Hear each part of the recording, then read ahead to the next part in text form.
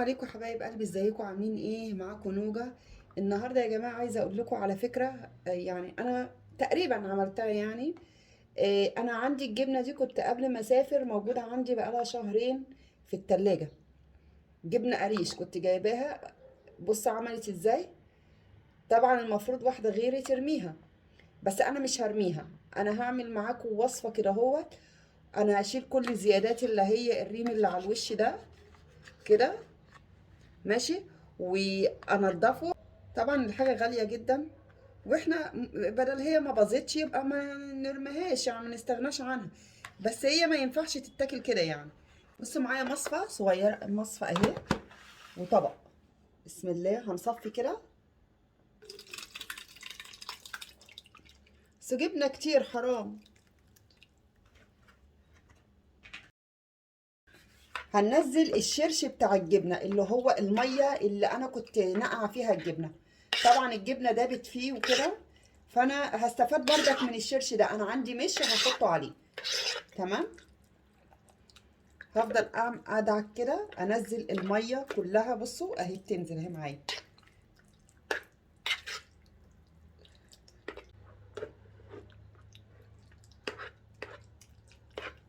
فاللي عنده يا جماعه جبنه وناسيها في التلاجة وما بيستخدمهاش وعملت معاه كده، يعملها بالطريقه الحلوه دي. هتعجبكم جدا وهيبقى طعمها حلو قوي قوي قوي. بصوا انا كده نزلت اهي. بصوا كده الجبنه هتبتدي تنزل معايا. لا انا كده كفايه كده، ماشي. اهو غسلت الطبق اهو معاكم. ننزل بقى الجبنه تاني في الطبق. اهو بصوا، ما فيهاش اي حاجه. خساره يعني. ناس تانية بيرموها حرام. طب ما احنا نستفاد منها يا جماعه. وهي الشرش ده انا مش هرميه. انا هحطه في قلب ايه البتاع ده المش. بصوا يا جماعه، اهي الجبنه بصوا معايا عامله ازاي. فيها بعض الميه قليله جدا، بس دي هتنفعنا. اهي انا الجبنه معايا اهي. هقول لكم بقى نعمل ايه. انا عندي شطه اللي هي متقطعه يعني قطع، ماشي. ومعايا شطه عاديه. الشطه العاديه دي حراقه شويه، فانا هحط شويه صغيره عليها. لو ولادك ما بياكلوش الشطه صدقيني مش هتعمل حاجه، يعني مش هتبقى حراقه. حطيت شويه شطه اهو. واحط معاكم بقى ايه الشطه دي.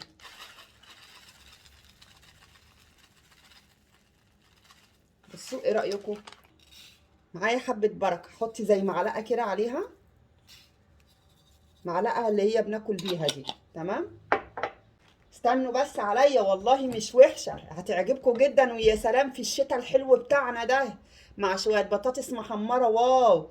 حطي انزلي بالزيت. هتبوظ منك يا نوجة في التلاجة ابدا. لو قعدت سنه والله ما هيحصل لها حاجه. سمي بسم الله.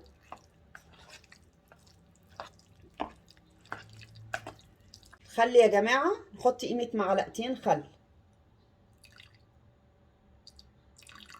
بس كده. ليه الخل؟ هيديها مزازه خفيفه كده حلوه تعجبك، عشان وانتي بتاكلي تحسي بالطعم حلو قوي.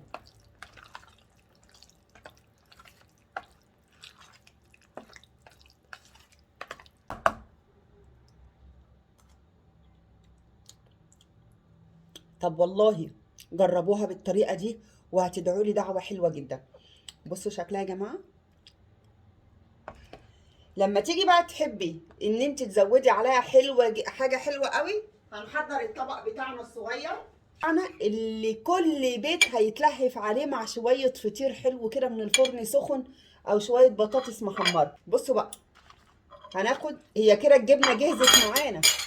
هتحطيها في العلبة بتاعتها كده وتقفلي عليها وتحطي عليها من على الوش نقطة زيت صغيرة وانسيها، مش هتبوظ خالص منك. ناخد معلقة كده. شيل بس قرن الفلفل ده اهي. تمام. روحي انتي بقى كده خلصنا اهي، خلصت كده معانا. تمام. خليكم معايا. هاخد معلقة طحينة. طحينة ينوج على جبنة قريش. ايوه جربي. اهي معلقة واحدة بس اهي كده. تمام. واخد نقطة شطة من الكيس اللي هي دي عشان تديني شكل حلو كده. هي مش حراقة قوي يا جماعة.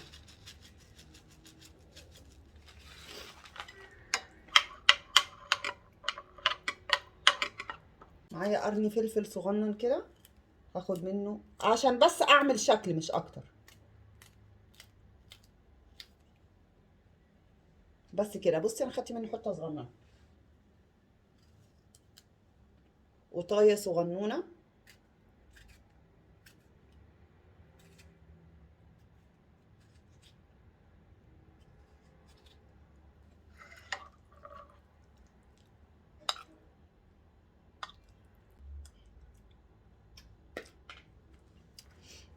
طبقنا جهز معانا كده، وايه رايكم؟ اتمنى يا رب تكون الوصفه دي عجبتكم، واللي عنده جبنه قريش يا جماعه في التلاجة بقالها اكتر من شهر ولا حاجه ما يرميهاش، هتستخدم وهتبقى طعمها جميل جدا. بس في ملحوظه، الجبنه اللي انت هتشيليها دي ما ينفعش تحط عليها طماطم ولا طحينه، دي هتخليها زي ما هي كده جاهزه معاكي. لما تحبي تعملي هتطلعي وتعملي، تاخدي معلقتين وتعملي، حطي عليها معلقه طحينه زي ما احنا عملنا كده، وقطعه قوطه وقطعه فلفل. مش محتاجه تحطي عليها زيت، عايزه تحطي زيت تحطي. دي يا جماعه لما بتيجي تشتري منها في السوبر ماركت والهايبر والحاجات دي، والله العظيم بتتباع غاليه جدا جدا جدا. طب وليه؟ طب ما احنا الحاجه نستفاد منها ونشيلها بدل ما نرميها. معايا 2 كيلو جبنه اهم، كنت هرميهم واستفدت بيهم. اتمنى تكون الوصفه بتاعتي عجبتكم. ودلوقتي هقول لكم نعمل ايه بقى بالشرش بقى، اللي هي الميه اللي فاضت مننا دي. هتزود معايا المشي. لو انت عندك برطمان مشي زي اللي عندي ده بقاله سنين في التلاجة، تجيبي 2 كيلو جبنه ولا كيلو جبنه وتروحي مزوده بيه، بدل ما تحطي لبن اهي هتزودي بيها.